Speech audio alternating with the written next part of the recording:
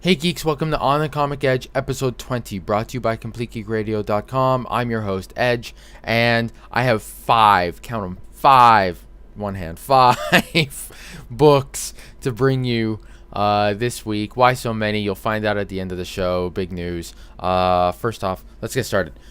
Schism, Volume 1. Jason Aaron, Carlos Pancheo. Sorry, I'm not pronouncing that right. Pacheco. There's no N. Pacheco. Hopefully I'm getting that right.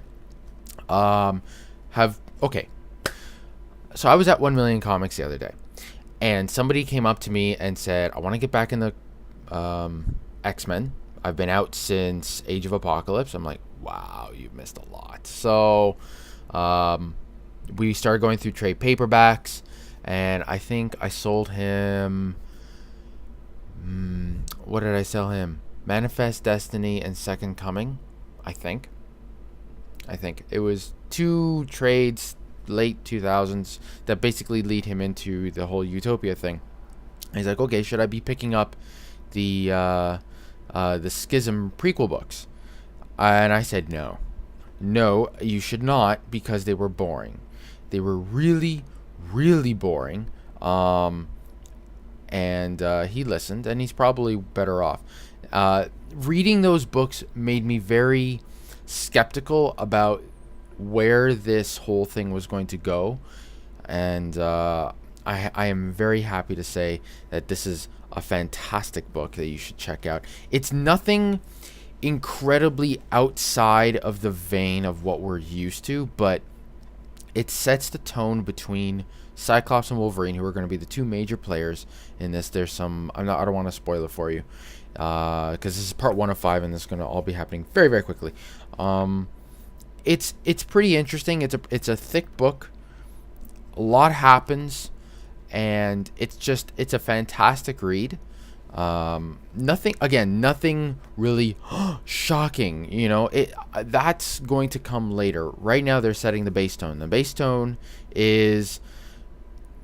Cyclops and Wolverine have come a long way since their constant butting heads, and they've grown as singular people, and they've grown to trust each other as those singular people. Cyclops is the ruler of Utopia, and Wolverine is pretty much his first lieutenant, his go-to guy for every single kind of thing. And while Wolverine may not like being brought up on every single thing, particularly he hates the idea of training young girls to be fighters, to fight wars. It's it's something he understands that needs to be done. But on the other hand, Cyclops trusts Wolverine to have the kind of insight that he, from the top of that rung, that ladder, the top rung of that ladder, he's not going to be able to have. Like, Edie is scared out of her head and just not processing things. She's here, she understands what's going on, but she's losing a lot of herself, and this is a fantastic opportunity for Edie to gain back some of the childhood that she wasn't going to have in the first place. So, that sort of thing is important. So that, there's a cute little ice cream scene. There's some terrorism. There's some sentinels. There's some Quentin Choir. There's some arms dealers. There's some Hellfire Club. There's a lot of awesome stuff. And things are just going to blow up after this. So it's pretty cool. Moving on. Daken, Dark Wolverine, issue 11. I haven't really been enjoying this book for the last few issues. The whole taking over Manipur thing was sort of bleh, and I'm like, okay, we get it. You can manipulate people really, really well, and you're sadistic, and you're a tortured soul that really doesn't engender any sort of sympathy, and we get it. You're an interesting little character. Okay. I don't care. Now he's addicted to a drug called Heat, and he's in LA, and I'm starting to care again, because this was written very interesting. The last frame was cool. because it brings in a character that I kind of have an interest of. I won't spoil it, but it's still really close to that whole thing that he did in Manipur, and I'm like, okay, you told that story, move on. You know, I mean, let's get something different going for him. One thing that was interesting, you know, maybe I haven't looked up the whole Marvel database thing on Daken, but can he read minds when he stabs people with his claws? Does he have some sort of tactile telekinesis that I'm just not aware of? Because I don't remember reading that before. And there's this one frame here that sort of hints at it, and I'm like, is he being poetic? Or is there something that I've missed? I don't get it. So not the best. Sorry, Williams, Bufangi, Rosmo, and Peter did this book, and it's a good book. It's treading on thin ice. That's all I'm gonna say. It's sort of saving itself, but it's not doing it quickly enough. So, yeah, but check it out. Check it out, and let me know what you think. Journey into Mystery 625. We're getting into some Fear Itself stuff now.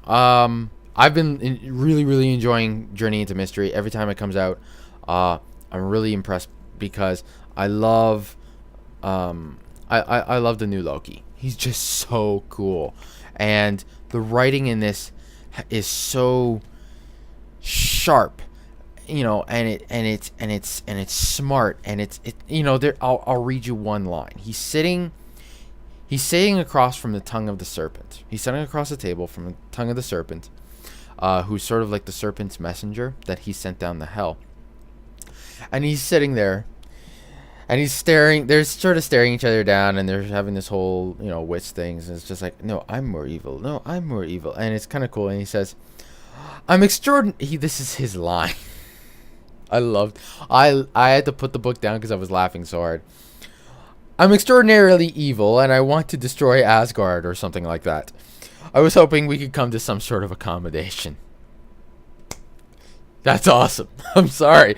That's just, it's so plain, and it's too funny. It's like something out of like a satirical comedy, which I'm starting to realize there are points in this where it's its own satire. You know, he's satiring the bad guy, you know, the rogue, the trickster. He's basically a comedic mark on his own, you know, on his own ledger. It's really funny, but at the same time, the art. This is Gillen, Braithwaite, and Areola do a fantastic job with this. The art is again really detailed and old-timey. Like, it doesn't, it looks like sort of an oil painting. It's not it doesn't look like it's you know, CG'd. It doesn't look like it's cleaned up by a computer, although it obviously is. But it's really good in an old-timey way. And the facial expressions, I didn't realize this before, but the facial expressions are really they're really expressive. You know, the expressions are expressive.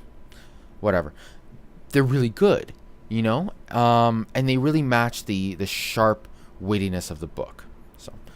So if you're only reading the core book, that's cool. If you're staying away from this because it says Fear Itself, don't, because this is maybe one of the best tie-ins that is running right now. And there are other great tie-ins, but this is just fantastic.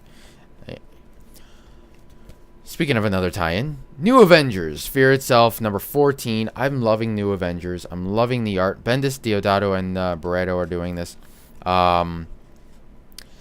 This is the same old. It's you know, if you're enjoying New Avengers, you're going to enjoy this.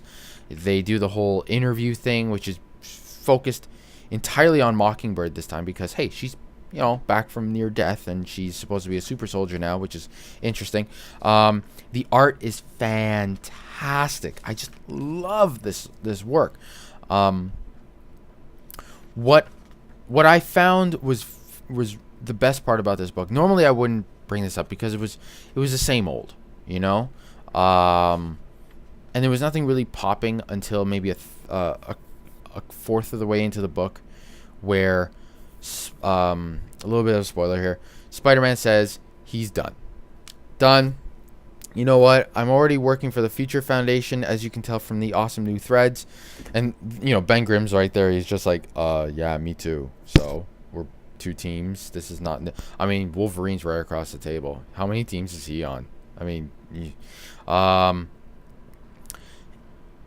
he's leaving because of Victoria Hand. He's leaving because he thinks that... He thinks that the team was betrayed and nobody else sees it. So he's just like, I'm done. You guys can whatever. I'm done. It's whatever. And he won't even come out and say it until Victoria calls him on it. And then they get into this huge pissing match. And you know what? Victoria wins, which is fantastic because Spider-Man needs to be slapped upside his punk face for this. He's just such a whiny little bitch. And it's annoying. It's really annoying to hear him go, yeah, whatever. Yeah, you guys are all gonna die. Yeah, well, yeah, I'm done. You know what? Screw you. You, and you're a traitor. And yeah. And I'm just like, you know what? Victoria brings up so many good points of why she's in charge of this team. One of the main points is Steve Rogers put me here. If you don't respect Steve Rogers as a judge of character, go screw yourself. Go. Door's right there. Okay? But she's like, you don't trust me? My name is Victoria Hand. I'll give you my freaking social security number. What's your name, Spider-Man? Who are you behind that mask? We don't know. I can't even write you a check because of that. I'd be willing to pay you. But I don't even know who you are. So I can't even... What? What do I have to prove? Nothing. Who are you? Really, who are you? Everybody else at this table has an identity that is known, except for you. Who the hell are you? So he's just like, don't worry about it. He's a little punk. If you side with Spider-Man on this point, you are an idiot. Seriously, just what the hell? What the hell is his problem? Everybody's alive. You got exactly what you wanted. If he were able to read the situation and look past his absolute distrust of anything that Norman Osborn ever touched, he'd be right in there as a constructive member of this team. But right now, he has to be pulled aside. He has to be pulled aside by Wolverine. He has to be pulled aside by Luke Cage and told to calm down like the whiny little bitch that he is. So, whatever. You know what? Victoria's got their back. I trust her. You know what? When I first started reading this book and it was sort of up in the air, I'm just like, I don't know. No, I trust Victoria Hand. I got that lesbian's back. All right? Boom. Read this book. Check it out. Okay? Oh, and if you're confused as to why Ben Grimm is like normal Ben Grimm in this book, and he's, the worthy on the cover, and no, he's not the worthy in this book. I'm sure it'll be next book probably. But the New Avengers is sort of a little bit behind the timeline on this. And when you have so many tie-ins, it tends to happen. You need to understand what's going on and when. The skills of being a veteran comic book reader. Red Robin 25. This is the only DC book I have to talk about, and it's really only I'm really only going to talk about this book because it's interesting to see that Nikieza and Toe and McCarthy seem to want to take Tim Drake to a place that is not Nightwing, that is different, that is not like the newer, hipper Nightwing, that is not, Solo Robin. They're trying to give this guy some credentials, and they're doing it by doing a little foreshadowing into what could happen. Oh, and we get a cool shot of all of his cool Batman Incorporated layer stuff, which is awesome because who wouldn't want all that stuff? You know, a communications array and a bike and a car and a multi-layer thing and a training area, and it's just like, yeah. But you know, another reason I bring up this book, and you should check out this book because it's pretty cool. Although, can I say I'm getting really sick of the Subway inserts? They make the book feel really thick, and you're just like, oh, this is gonna be an awesome read, and it's not, because a fifth of the book is this kind of bullshit. So, shit, sorry. Whatever. It's this kind of crap, and it's just like, I don't care. I don't care. You know? Stop ruining my books, you know, right in the middle by throwing in this kind of stuff, because it's just like, I want to get back to it before I lose the vibe.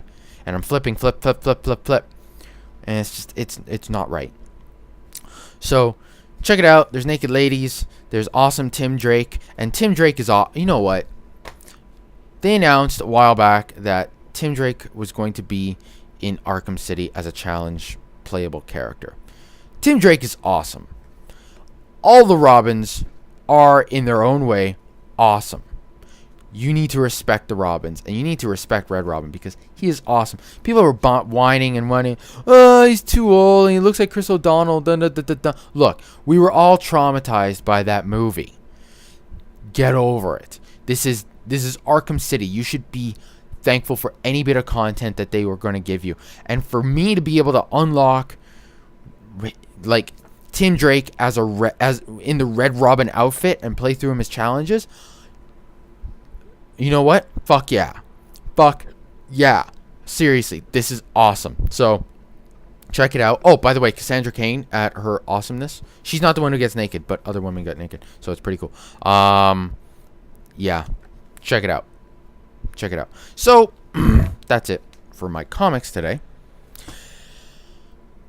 So Zed and I have been consulting with a few friends, and thinking about taking. We're always sort of retooling this idea of the Complete Geek Network and where we're going to take it, and we've decided that we need to go. We need to reintegrate On the Comic Edge with the Complete Geek Radio show as a segment. So that's good for a few reasons. One, it's not just me talking. It's not just me going blah blah blah blah blah and hand waving, because I'm Italian and I wave hands a lot. I talk with my hands. It's just, I don't know, it's inbred. It's bred into me. You know, it's just this and the this and the this and the and that. Anyway, it's good because it's not just me talking, because Zed can get in on it too. It's also good because it's going to give me time to figure out all that, how to get rid of all that, and to make this look pretty and 1080p, because I'm not figuring it out, and I really have no time to figure it out right now. I know that sounds like a cop-out. I wish I had time to really figure it out. It's going to happen slowly. I have a lot on my plate right now. It's going to happen slowly, but when we have the brand set up and we have everything all nice and good, we'll repartition On the Comic Edge as its own show, which will be properly produced and everything like that. It'll be cool.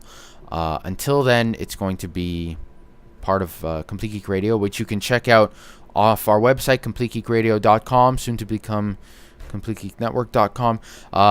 You can also check it out on iTunes and BlackBerry Podcasts, assuming you are still using a BlackBerry, which I don't understand why you'd use BlackBerry for media. All that good stuff. So check it all out. You can stream, you can download, you can do whatever you want. We're all up in the interwebs. So, thank you. No, seriously. From the bottom of my heart, my geeky heart, thank you for watching. There haven't been a lot of you, but those few who were checking me out, I really, really appreciate it.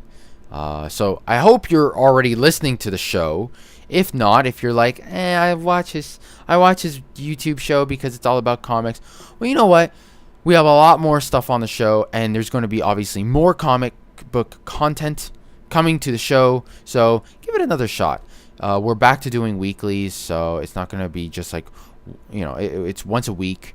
I believe we've set the day of release Sunday. So every Sunday you get a new show. It'll be pretty cool. In fact, we're recording tonight, and I'm editing later during the weekend. So, again, thank you very much. I'm ranting, as usual. And you can listen to more of my rants on Complete Geek Radio. Wow. It's been a wild ride. I can't believe we made it to 20 before I realized that I wasn't taking this as far as it needed to go. But it'll be back at some point in the visual form.